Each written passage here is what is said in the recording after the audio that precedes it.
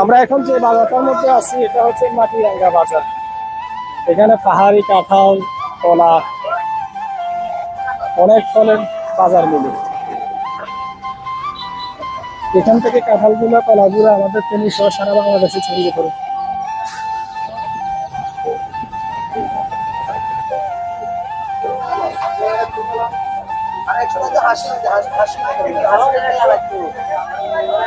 এখানে একটা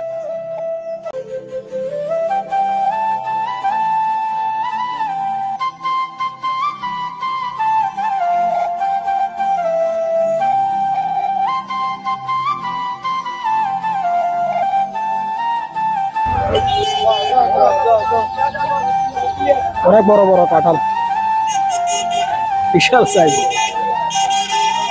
পাহাড়ে এসে যেন পাহাড়, কাঁঠাল আর পাহাড় দেখতেছি।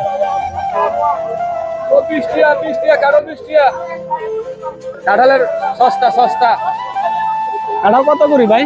কাঁঠালের দাম নাই ভাই, কাঁঠাল যে করো 20 টাকা 30 টাকা বলে যে কাঁঠাল দেখছেন ওগুলা জি ভাই 20 টাকা পার পিস, পার পিস 25 টাকা 30 টাকা এরকম। কাঁঠালের দাম কম। আর কেলা দেখেন, কেলা মাত্র 200 টাকা 300 টাকা। 200 টাকা করে এক কান্দি। হ্যাঁ 200 300 টাকা কেলা সর্বতি। বেচা বিক্রি হয়েছে নি আপনার? বেচা বিক্রি হয়েছে নি আপনার? বিক্রি করছি আর কিছু আছে।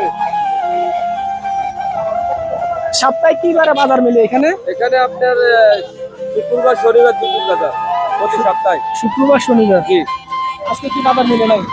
জি আজকে আজকে মানে বৃহস্পতিবারে বিকাল থেকে, আপনি বৃহস্পতিবারে বিকাল থেকে শুক্রবার শনিবার 2 দিন বাজার। জি জি জি। কোন কোন জায়গায় যায় আপনাদের এখানকার কাঁঠাল? এখানকার কাঁঠাল সারা বাংলাদেশে যায়। জি নোয়াখালী, ঢাকা, নরসিংদী, ভৈরব, ভোলা, সব জায়গায়, চট্টগ্রাম, সব জায়গায় যায়। বাজার আগের তুলনায় এখন কি কম? জি এখন এই বছর একটু মালের দাম কম। বৃষ্টি ফলন ইনশাল্লাহ ভালো হয়েছে, ভালো মোটামুটি ভালো। কাঁঠাল, ফল, কয়লা কাঁঠাল সবগুলো ভালো হয়েছে। জি জি। আপনারা দেখতে পাচ্ছেন আমরা এখানকার এক বিক্রেতা ভাইয়ের সাথে কথা বললাম। উনি বলতেছে এই বছর ফলন নাকি মাশাআল্লাহ অনেক ভালো হয়েছে, বাট বাজারের মূল্যটা কম। সবচেয়ে বড় বিষয় হলো এখান থেকে ফলগুলো নিতে গেলে ক্যারিং খরচটা, মানে যাতায়াতের ভাড়াটা বেশি হয়। যাতায়াত ভাড়াটা বেশি করার কারণে এদের বিক্রয় মূল্যটা এখন কম। এই যে গাড়িগুলো নিয়ে যেতেছে, এগুলো গাড়ির সাথে কথা বললাম, এগুলো আমাদের ফেনী অঞ্চলের গাড়ি।